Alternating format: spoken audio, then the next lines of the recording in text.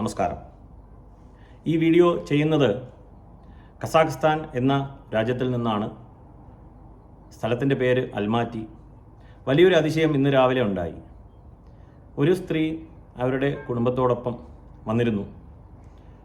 ജാതകം നോക്കുവാനായി. Date of birth തന്നു, time of birth, place of birth ഒക്കെ തന്നിട്ട് ഒരു ചോദ്യം അങ്ങ് ചോദിച്ചു. ഞങ്ങളുടെ പ്രാരബ്ധ കർമ്മത്തെക്കുറിച്ച് പറഞ്ഞു തരണം. വേറെ ചോദ്യമൊന്നുമില്ല, ഒരൊറ്റ ചോദ്യമേ ഉള്ളൂ. I want to know about my പ്രാരബ്ധ കർമ്മ. എന്താ പറയുക എന്നറിയില്ല. സത്യം പറഞ്ഞാൽ അതിശയം ഞെട്ടിപ്പോയി. സാധാരണ ഒരു ജാതകം കണ്ടു കഴിഞ്ഞാൽ ജാതകം കൊടുത്തിട്ട് ജ്യോത്സ്യൻ്റെ അടുത്ത് ചോദിക്കും, എനിക്ക് അത് കിട്ടുമോ ഇത് കിട്ടുമോ, പല ദുഃഖങ്ങളാണ്. അപ്പോൾ ഇവിടെ ജനിച്ചു വളർന്ന ആ സ്ത്രീ ചോദിച്ചപ്പം എന്താ പറയേണ്ടതെന്ന് അറിയില്ല. അവരെങ്ങനെ ഇതിനെക്കുറിച്ച് മനസ്സിലാക്കി, ഇത് പ്രാരബ്ധ കർമ്മമാണെന്ന് എങ്ങനെ മനസ്സിലാക്കി എന്നുള്ളത് ചിന്തിച്ച് ഒരു വഴിക്കായി. അവരുമായിട്ട് കുറേ സൗഹൃദം പങ്കുവച്ചു. ഒരു വീഡിയോ ചെയ്യണമെന്ന് തോന്നി. നമ്മുടെ നാട്ടിൽ ജാതകം എന്ന് പറഞ്ഞ് അതിനെക്കുറിച്ച് ചിന്തിച്ച് ഗ്രഹങ്ങളെല്ലാം നമ്മളെ എന്തോ ചെയ്യുന്നു എന്ന മട്ടിലാണ് എല്ലാവരുമല്ല, കുറേ പേർ ഭയചകിതരായി, ഭയം കൊണ്ട് ഭയപ്പെട്ട് ജീവിതത്തെ തള്ളി നീക്കുകയാണ്. ഭയമാണ്, അടിസ്ഥാനം ഭയമാണ്. ചൊവ്വ എന്തോ ചെയ്യുന്നു, ശനി എന്തോ ചെയ്യുന്നു, രാഹു കേതുക്കൾ വന്നു, ആൾക്കാരിലേക്ക് പുതിയ അനാവശ്യമായ ഇൻഫർമേഷൻ കുത്തി നിറയ്ക്കുന്നു. ഇന്നത്തെ ജീവിതം ഏവർക്കും അറിയാമല്ലോ. ഒരു കാര്യം ഗൂഗിളിൽ സെർച്ച് ചെയ്താൽ അവിയൽ ഉണ്ടാക്കണം എന്ന് നാം സെർച്ച് ചെയ്ത് കഴിഞ്ഞാൽ ഇന്ന് 1 കോടി ഇൻഫർമേഷനാണ്. 1 കോടിയിലധികം വീഡിയോ വരും അവിയൽ എങ്ങനെയാണ് ഉണ്ടാക്കുക. അവസാനം ഇതൊക്കെ വായിച്ച് നമ്മൾ അവിയലും ഉണ്ടാക്കില്ല, ഒന്നും ഉണ്ടാക്കില്ല. ആ അവസ്ഥയിലേക്കാണ് നാം പൊയ്ക്കൊണ്ടിരിക്കുന്നത്. Over supply of information. ഈ വീഡിയോയുടെ ഉദ്ദേശം ഇത്രമാത്രം. വീണ്ടും ഓർമ്മിപ്പിക്കുവാൻ വേണ്ടിയിട്ടാണ്. ഈ ജാതകം കൊണ്ട് നാം എന്താണ് ഉദ്ദേശിക്കുന്നത് എന്ന് പറഞ്ഞാൽ അവനവൻ്റെ പ്രാരബ്ധ കർമ്മത്തെ മനസ്സിലാക്കുക. കർമ്മമാണ് കർമ്മഫലത്തെ തരുന്നത്. കർമ്മമില്ലെങ്കിൽ ജ്യോതിഷം ഇല്ല എന്നുള്ളത് മനസ്സിലാക്കുക. പ്രാരബ്ധസജ്ഞ മനുഷ്യജാതോ ജാതക ചിന്തനം. അപ്പോൾ എന്തിനാണ് ജാതകം? അവനവൻ്റെ പ്രാരബ്ധ കർമ്മങ്ങളെക്കുറിച്ച് ചിന്തിക്കുവാനായിട്ട്. ദയവ് ചെയ്ത് ചൊവ്വ, ശനി, രാഹു ഇത്യാദി ഗ്രഹങ്ങളെ ഭയപ്പെടരുത്. ആരെങ്കിലും പറഞ്ഞാലും ഭയം വേണ്ട.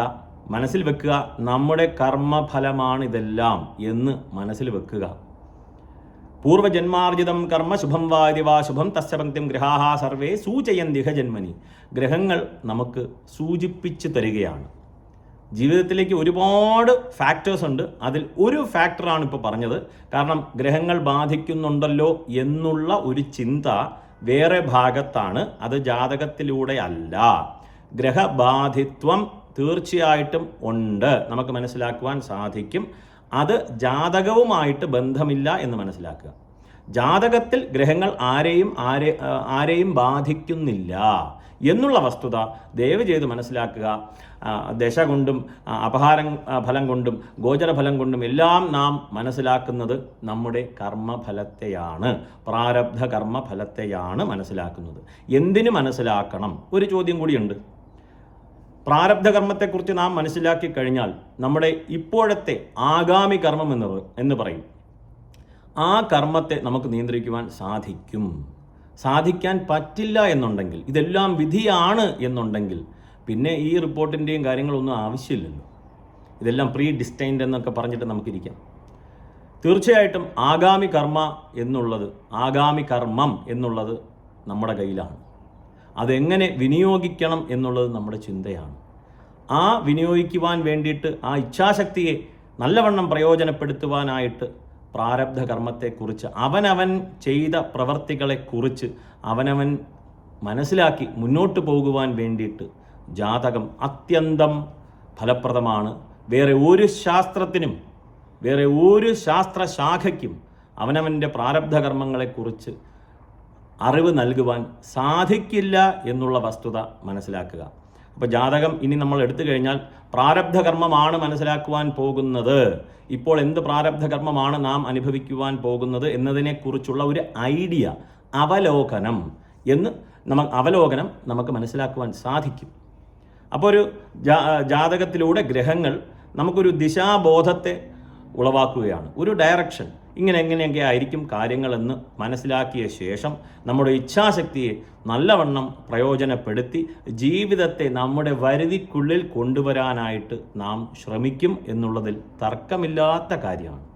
അപ്പോൾ ദയവ് ചെയ്ത് ഇനി മനസ്സിലാക്കുക, ജാതകം എന്നുള്ള വാക്ക് കേൾക്കുമ്പോൾ തന്നെ പ്രാരബ്ധകർമ്മ, ജാതകം പ്രാരബ്ധകർമ്മ എന്ന് മനസ്സിലാക്കുവാൻ വേണ്ടി ശ്രമിക്കുക. ഏവരും ചിന്തിക്കുക. നമസ്കാരം.